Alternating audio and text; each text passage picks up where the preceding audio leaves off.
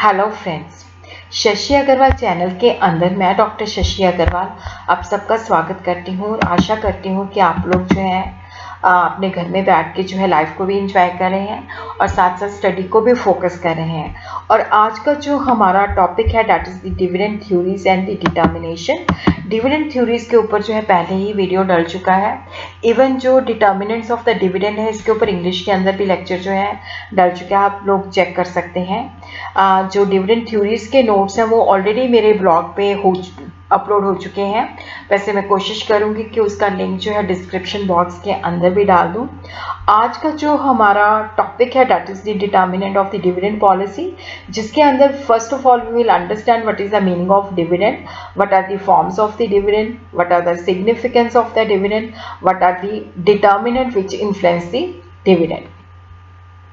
अगर आपको मेरे ये एफर्ट जो है सही लगता है तो मेरे वीडियो को लाइक कीजिए, शेयर कीजिए, मेरे चैनल शशि अग्रवाल को सब्सक्राइब कीजिए, जहाँ पे आपको कॉमर्स, मैनेजमेंट और इकोनॉमिक्स की छोटे से छोटे टॉपिक के ऊपर भी जो है वीडियो मिल जाएगी। फर्स्ट ऑफ ऑल सबसे पहले हम देखते हैं कि जो डिविडेंड है that refer to that part of the profit of the company जो कि शेयर होल्डर को, प्रॉफिट का वो हिस्सा जो शेयर होल्डर को दिया जाता है जिसको हम डिविडेंड कहते हैं। यहाँ पे ये शेयर होल्डर का रिवॉर्ड है क्योंकि उन्होंने ऑर्गेनाइजेशन के शेयर के अंदर जो है अपनी इन्वेस्टमेंट की है। जो इक्विटी शेयर होल्डर्स होते हैं they are the owner of the company, तो इनको जो डिविडेंड देना होता है कंपनी के लिए मैंडेटरी नहीं होता, कंपल्सरी नहीं होता। तो पहले प्रेफरेंस शेयर होल्डर को डिविडेंड दिया जाता है, उसके बाद इक्विटी शेयर होल्डर को डिविडेंड दिया जाता है। तो फाइनेंशियल मैनेजमेंट के अंदर जैसे इन्वेस्टमेंट फंक्शन है, फिनांसिंग फंक्शन है, तो थर्ड इंपॉर्टेंट जो डिसीजन है that is the dividend decision, कि हमने कितना जो प्रॉफिट बच जाता है उसके अंदर से कितना डिविडेंड देना है, कितना रिटेन करना है। क्योंकि यहाँ पे जो डिसीजन ऑफ अर्निंग है उसके अंदर जो ऑर्गेनाइजेशन है दे हैव टू डिसाइड कि जो कितना मतलब उन्होंने रिटेन करना है। यहाँ पे रिटेनिंग के स्पेलिंग में सही कर देती हूँ, कितना हिस्सा जो है रिटेन करना है और कितना हिस्सा जो है शेयर होल्डर को डिस्ट्रीब्यूट करना है। क्योंकि अगर ऑर्गेनाइजेशन के पास इन्वेस्टमेंट अपॉर्चुनिटीज़ हैं तो वहाँ पे वो जो है इन्वेस्ट करके और ज़्यादा जो है कमा सकती है और ज़्यादा प्रॉफिट कमा सकती है, तो डेफिनेटली ऑर्गेनाइजेशन को रिटेन करना चाहिए। बट वहाँ पे क्या है कि जो शेयर होल्डर्स होते हैं तो यहाँ पे ऑर्गेनाइजेशन को सोचना पड़ता है कि कितना रिटेन करना है, कितना डिविडेंड की फॉर्म में डिस्ट्रीब्यूट करना है। तो डिविडेंड डिसीजन जो है उसके लिए एक प्रॉपर डिविडेंड पॉलिसी जो है ऑर्गेनाइजेशन को बनानी पड़ेगी। देखना पड़ेगा कि ऑर्गेनाइजेशन जो है उसके पास अपॉर्चुनिटीज़ हैं, ऑर्गेनाइजेशन के पास जो शेयर होल्डर्स हैं वो क्या रिटायर्ड पर्सनस हैं, क्योंकि रिटायर्ड पर्सनस होते हैं या ओल्ड पर्सन होते हैं तो उनकी एक्सपेक्टेशन डिफरेंट होती है। या अगर शॉर्ट मतलब स्मॉल एंड मीडियम है तो वहाँ पे भी उनको रेगुलर रिटर्न की एक्सपेक्टेशन होती है। तो यहाँ पे डिविडेंड पॉलिसी जो है फ्रेम आउट करनी पड़ेगी कि कितना डिविडेंड जो है डिस्ट्रीब्यूट करना है। तो डेफिनेटली जो earning which is available to the share holder उसके अंदर से कितना परसेंटेज जो है डिस्ट्रीब्यूट करना है, कितना परसेंटेज जो है रिटेन करना है। देखो जो डिविडेंड है section 2 subsection 35 of the company act define करता है। While defining the term dividend simply state that dividend includes any interim dividend. Interim dividend जो होता है दो बैलेंस शीट्स के बीच में जो है पे किया जाता है। डिविडेंड जो है that is a part of distributable profit whose payment is made by a company to its share holder. ये मैं आपको ऑलरेडी बता चुकी हूँ कि जो प्रॉफिट का हिस्सा जो है बेसिकली जो है शेयर होल्डर को दिया जाता है। जब देखो जो फाइनल डिविडेंड होता है क्योंकि इसको बोर्ड ऑफ डायरेक्टर्स रिकमेंड करते हैं और एनुअल जनरल मीटिंग के अंदर क्या होता है कि ये डिक्लेयर किया जाता है, और जब ये डिक्लेयर किया जाता है तो विद इन 30 डेज इसको पे करना होता है। और यहाँ पे जो डिविडेंड पे किया जाता है फिक्स्ड अमाउंट भी हो सकता है, फिक्स्ड अमाउंट जैसे 2 रुपये पर शेयर हो गया, एक्सप्रेस जैसे certain percentage of the face value of share जैसे 10% of the face value of the share. इस तरह से जो डिविडेंड है वो पे किया जा सकता है। और जो डिविडेंड जो जैसे मैंने आपको बताया कि dividend includes interim dividend and final dividend also.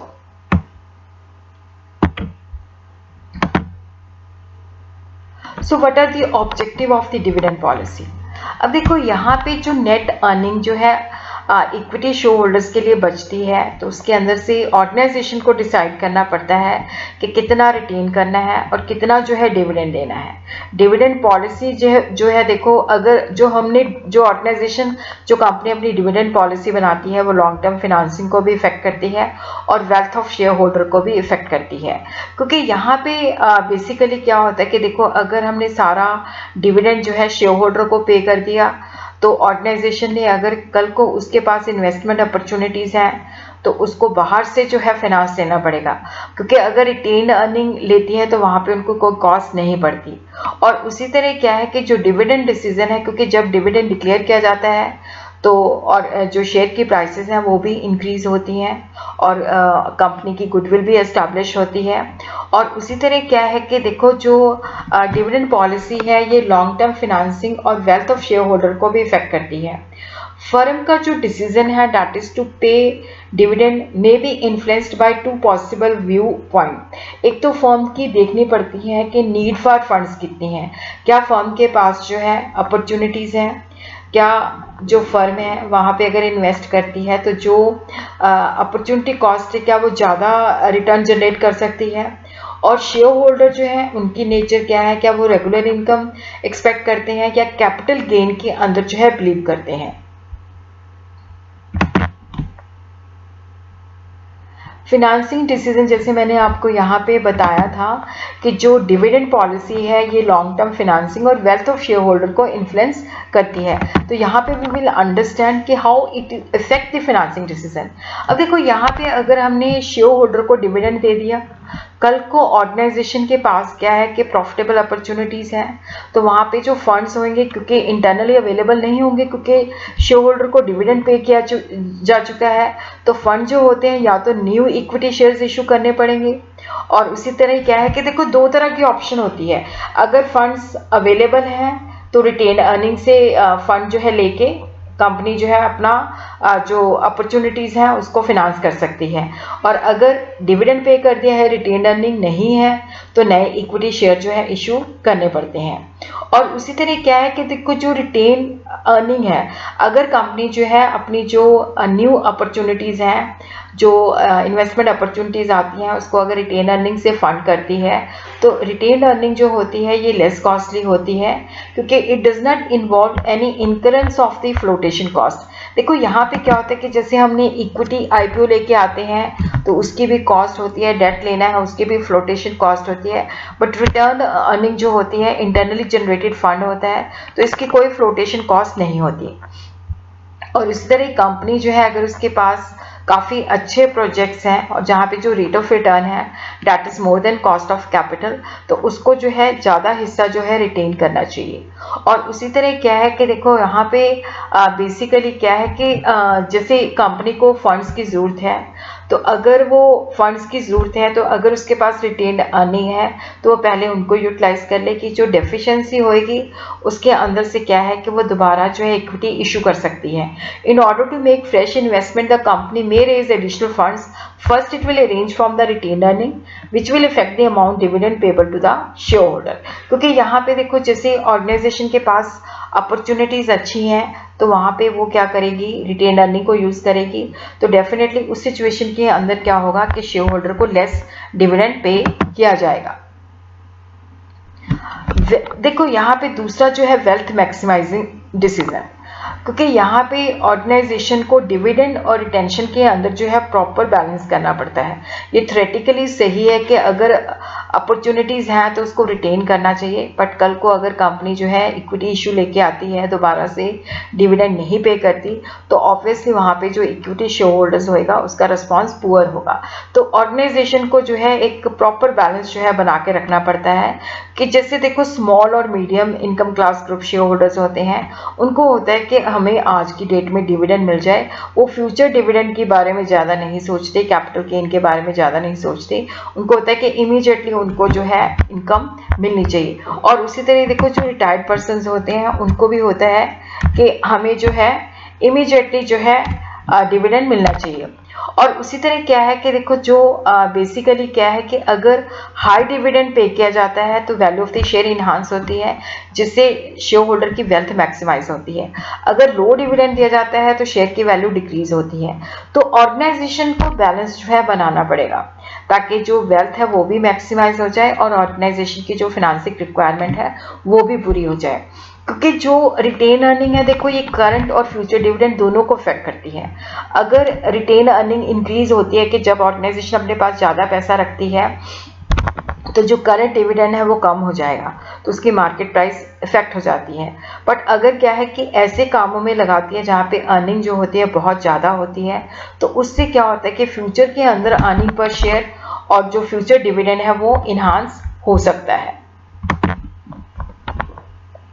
So what are the types of the dividend policy. देखो यहाँ पे जो ऑर्गेनाइजेशन है एक रेगुलर डिविडेंड पॉलिसी जो है अडॉप्ट कर सकती है, रेगुलरली जो है वो डिविडेंड पे कर सकती है। क्योंकि जब एक ऑर्गेनाइजेशन जो है, कंपनी जो है रेगुलर डिविडेंड पे करती है तो उसकी मार्केट के अंदर रेपुटेशन भी बनती है।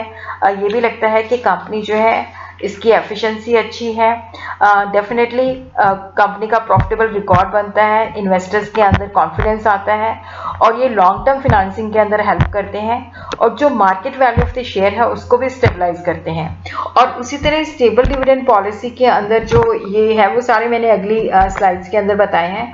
कांस्टेंट डिविडेंड पर शेयर हो सकता है, कांस्टेंट पे आउट रेशियो हो सकता है, स्टेबल रुपी डिविडेंड प्लस एक्स्ट्रा डिविडेंड हो सकता है। ये मैंने आगे बताए हैं तो यहाँ पे मैं जस्ट नेम ही ले रही हूँ। थर्ड जो है इरेगुलर डिविडेंड पॉलिसी। इरेगुलर के अंदर क्या होता है कि रेगुलर बेसिस पे नहीं होता, जिस साल प्रॉफिट होते हैं उस साल डिविडेंड दे दिया जाता है। वो डिपेंड करता है कि इनकम अगर है इनकम तो दे दिया जाता है, नहीं इनकम तो नहीं दिया जाता। नो डिविडेंड पॉलिसी के अंदर जो है डिविडेंड नहीं दिया जाता। अब हम देखते हैं कि देखो फॉर्म ऑफ डिविडेंड जो है कैश डिविडेंड हो सकता है और स्टॉक डिविडेंड हो सकता है। जनरली जब ये एनुअल जनरल मीटिंग के अंदर फाइनल डिविडेंड डिक्लेयर किया जाता है तो ये विद इन 30 डेज जो है पे करना होता है। और अगर कैश, क्योंकि यहाँ पे अगर डिविडेंड डिक्लेयर किया है तो इसको कैश की फॉर्म में ही जो शेयर होल्डर को पे करना पड़ेगा।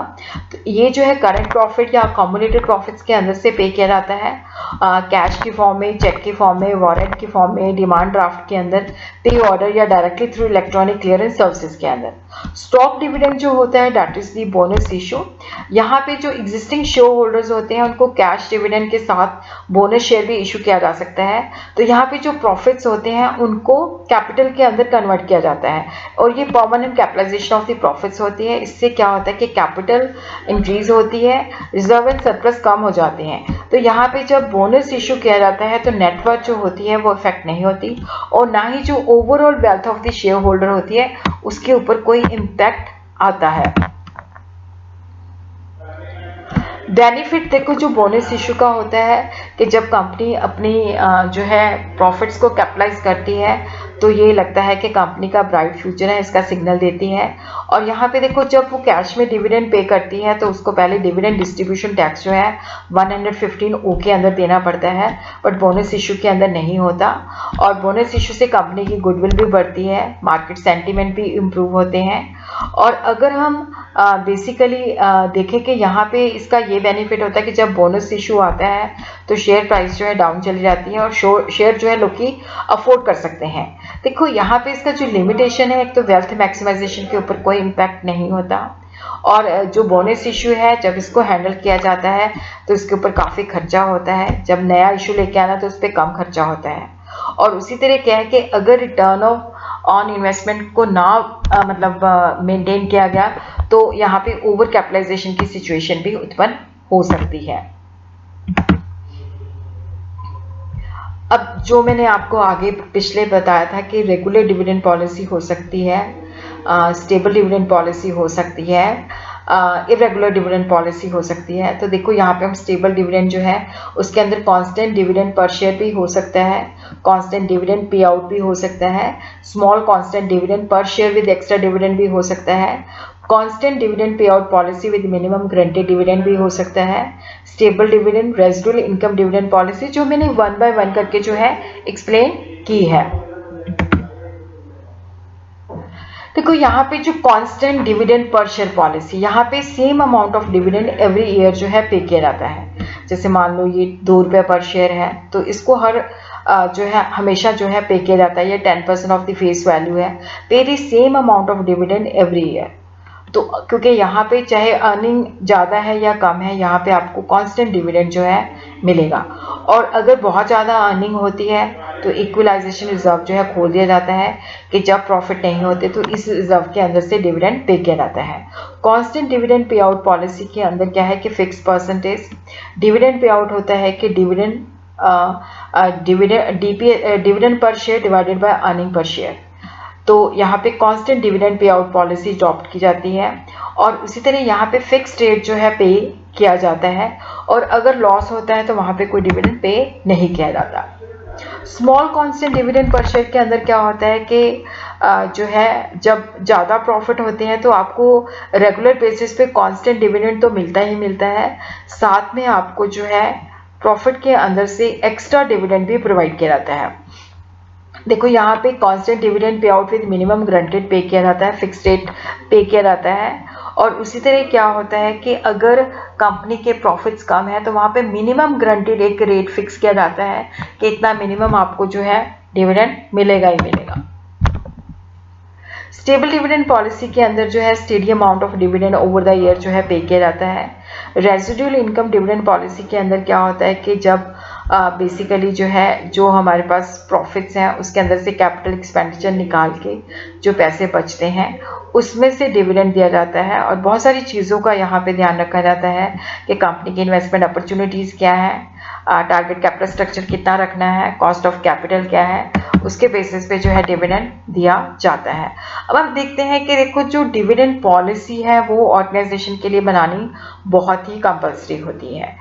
बनानी इसलिए ज़रूरी होती है क्योंकि उससे क्या देखो बेसिकली क्योंकि लॉन्ग टर्म फिनांसिंग भी और wealth of maximisation of shareholder भी इफेक्ट होती हैं। तो प्रैक्टिकल जो बातें बहुत इंपॉर्टेंट है, व्हाट आर दी बेसिकली जो फर्म है उनकी फाइनेंशियल नीड्स क्या है, उनके ग्रोथ प्लान्स क्या हैं, उनकी इन्वेस्टमेंट अपॉर्चुनिटीज़ क्या हैं, फर्म के शेयर होल्डर की नेचर क्या है, क्या वो जो है रिस्क टेकर हैं या रिस्क अवॉइडर हैं, क्या रेगुलर इनकम चाहते हैं, उनकी प्रेफरेंस क्या है, फर्म का बिजनेस और फाइनेंशियल रिस्क क्या है, फर्म की जो नेचर ऑफ द बिजनेस क्या है।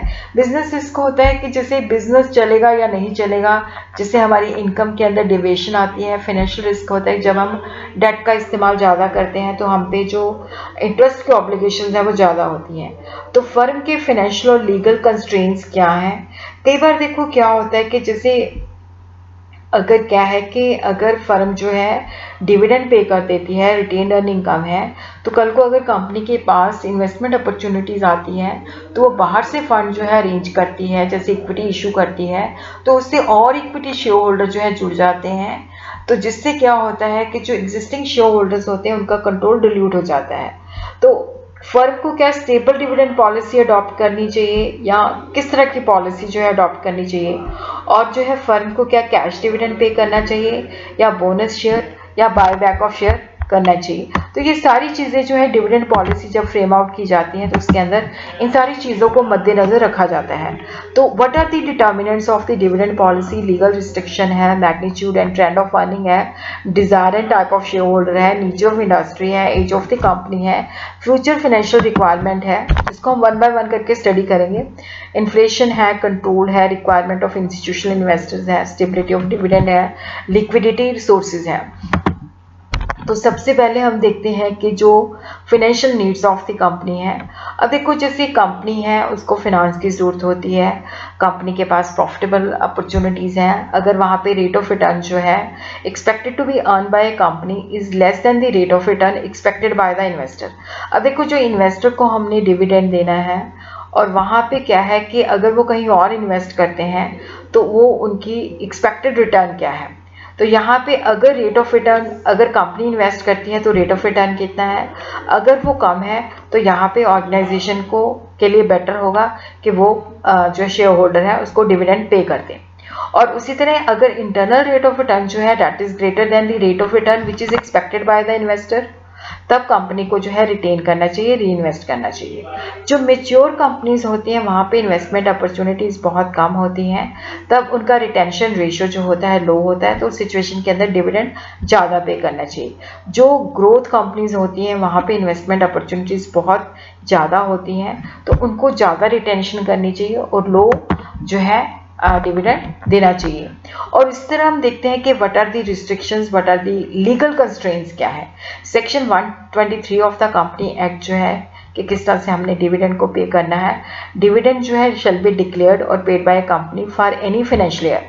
तो वहाँ पे हमने जो प्रॉफिट ऑफ द कंपनी है for the year arrived at after providing for depreciation in accordance with the provision of schedule 2 of the act. तो पहले हमने डेप्रिसिएशन प्रोवाइड करनी है, उसके बाद से जो है प्रॉफिट में से दिया जा सकता है, या प्रीवियस फाइनेंशियल ईयर के जो प्रॉफिट्स होते हैं उनके अंदर से दिया जा सकता है, फ्री रिजर्व के अंदर से दिया जा सकता है, या सेंट्रल गवर्नमेंट या स्टेट गवर्नमेंट जो है उन्होंने कोई मनी प्रोवाइड किया है तो उससे डिविडेंड जो है दिया जा सकता है। As per section of 115O, dividend is subject to dividend distribution tax in the hands of the company. तो existing provision के अंदर section 10 subsection 34 of the income tax act, dividend which suffer basically देखो यहाँ पे जो dividend पे किया जाता है और वहाँ पे dividend distribution tax जो है applicable होता है। अगर वो शेयर होल्डर को मिलती हैं और उनकी जो इनकम है, जो डिविडेंड मिलता है, अगर वो स्पेसिफाइड लिमिट से ज़्यादा नहीं है तो वो दोबारा जो है इन्वेस्टर्स को उसके ऊपर टैक्स नहीं देना पड़ता। और उसी तरह access to the capital market, अगर देखो कंपनी जो है नया इशू लेके आ सकती है या डेट रेज कर सकती है, तो उस सिचुएशन के अंदर क्या होता है कि ज़्यादा डिविडेंड पे किया जा सकता है। बट अगर कंपनी जो है न्यू इशू ऑफ शेयर जो है या इशू ऑफ डेट जो है रिस्ट्रिक्शन है, ज़्यादा नहीं लेके आ सकती, तो उस वक्त इसको ज़्यादा रिटेन करना चाहिए। उसी तरह फ्यूचर फाइनेंशियल रिक्वायरमेंट कैसी हैं, क्या फ्यूचर के अंदर कंपनी एक्सपेंशन, डाइवर्सिफिकेशन, मॉडर्नाइजेशन की कोई प्लानिंग है, क्या कौन सी इन्वेस्टमेंट अपॉर्चुनिटी उसके हैंड में है और वहाँ पे जो रिटर्न मिलेगी और जो बेसिकली जो अपॉर्चुनिटी कॉस्ट है, जो इन्वेस्टर की एक्सपेक्टेशन है उसके साथ कंपेयर करना पड़ेगा। अगर वहाँ पे जो है इन्वेस्टर की एक्सपेक्टेशन ज़्यादा है तो डिविडेंड दे देना चाहिए, बट अगर इन्वेस्टर की एक्सपेक्टेशन से ज़्यादा रिटर्न है तो ऑर्गेनाइजेशन को रिटेन करना चाहिए। Magnitude and trend of the earning, देखो जो डिविडेंड है ये डिपेंड करता है कि जो अर्निंग है उसका मैग्नीट्यूड क्या है, क्वांटम क्या है, क्योंकि ज़्यादा अर्निंग है तो ज़्यादा डिविडेंड पे किया जा सकता है। ट्रेंड भी देखना पड़ता है कि अर्निंग स्टेबल है, फ्लक्चुएटिंग है, क्योंकि अगर फ्लक्चुएटिंग है तो उसके अंदर देखो क्या होता है कि डिविडेंड जो है वहाँ पे हमें उसी हिसाब से जो डिविडेंड पे करना पड़ेगा। एज ऑफ द कंपनी के अंदर देखो जो न्यूली एस्टैब्लिश कंपनी होती है उसके पास अपॉर्चुनिटीज़ ज़्यादा होती हैं, उसको फिनांस की ज़रूरत ज़्यादा होती है, तो वहाँ पे वो लेस डिविडेंड पे कर सकती है। और जो मेच्योर कंपनीज होती हैं जहाँ पे इन्वेस्टमेंट अपॉर्चुनिटीज़ कम होती हैं तो वो रिटेन कम करे और ज़्यादा डिविडेंड दे। उसी तरह डिपेंड करता है कि नेचर ऑफ द बेसिकली जो इंडस्ट्री है वो नेचर ऑफ द इंडस्ट्री क्या है, क्या वहाँ पे जो इनकम है स्टेबल है, क्योंकि वो भी जो है डिविडेंड पॉलिसी को इफेक्ट करती है। देखो कुछ ऑर्गेनाइजेशन ऐसी होती है जहाँ पे स्टेबल डिमांड होती है, जो मर्जी इकोनॉमिक कंडीशंस रहें, तो वहाँ पे क्या है कि वो लोग डिविडेंड पे कर सकते हैं, पर जहाँ पे इनकम फ्लक्चुएट करती हैं तो वहाँ पे वो लो डिविडेंड पे कर सकते हैं। और डिज़ायर ऑफ शेयर होल्डर्स वो भी बहुत ज़्यादा मैटर करते हैं कि what is the nature of the share holder. अगर स्मॉल शेयर होल्डर्स हैं, सीनियर सिटीजन हैं, ओल्ड एज शेयर होल्डर्स हैं, रिटायर्ड पर्सनस हैं, तो उनको रेगुलर डिविडेंड जो है वो प्रेफर करते हैं। जो दूसरे शेयर होल्डर्स होते हैं, यंगर हैं, जो रिस्क टेकर हैं, उनको होता है कि हमने अपनी वेल्थ को मैक्सिमाइज करना है, तो वो कैपिटल गेन होता है कि जैसे मैंने 10 का शेयर लिया है, जब उसकी वैल्यू 200 की होगी तब सेल कर दिया, तो यहाँ पे 190 जो है कैपिटल गेन है, जिसके ऊपर शॉर्ट टर्म या long term capital gain applicable होता है। और उसी तरह जो ऑर्गेनाइजेशन है उसकी अर्निंग अगर स्टेबल है तो कंपनी जो है constant dividend pay out ratio जो है मेंटेन कर सकती है। अगर उसकी इनकम इरेगुलर है तो वहाँ पे वो रेगुलर डिविडेंड जो है नहीं मेंटेन कर पाएगी। अब हम देखते हैं वैसे what are the forms of dividend. मैं पहले भी बता चुकी हूँ कि जो ऑर्गेनाइजेशन है अगर वो final dividend annual general meeting के अंदर डिक्लेयर करती है तो उसको जो डिविडेंड है विद इन 30 डेज देना पड़ेगा और उसको कैश की फॉर्म में देना पड़ेगा जिसके अंदर क्या है कि वारंट की फॉर्म में दे सकती है, इलेक्ट्रॉनिकल कर सकती है। स्क्रिप या बॉन्ड डिविडेंड होता है कि यहाँ पे जो है जब ऑर्गेनाइजेशन के पास सफिशिएंट फंड्स नहीं होते, फ्यूचर स्पेसिफिक डेट पे जो है पे करने का प्रॉमिस करती है, तो यहाँ पे नोट्स और बॉन्ड जो है इशू कर दिए जाते हैं। प्रॉपर्टी डिविडेंड जो होता है that is paid in the form of sum property which is not popular in India. Stock dividend जो है वो अपने जो बेसिकली क्या है कि देखो यहाँ पे जो प्रॉफिट्स होते हैं उनको कैपिटलाइज कर देती है, तो शेयर के बदले में उनको जो है बोनस मतलब फ्री में शेयर मिल जाते हैं। ये स्टॉक डिविडेंड होता है। और इसके साथ ही क्या है कि देखो जो थ्योरीज ऑफ डिविडेंड है वो मैं ऑलरेडी जो है बेसिकली जो है डाल चुकी हूँ, उसके रिटन नोट्स भी शेयर कर चुकी हूँ, तो आप लोग वहाँ पे चेक कर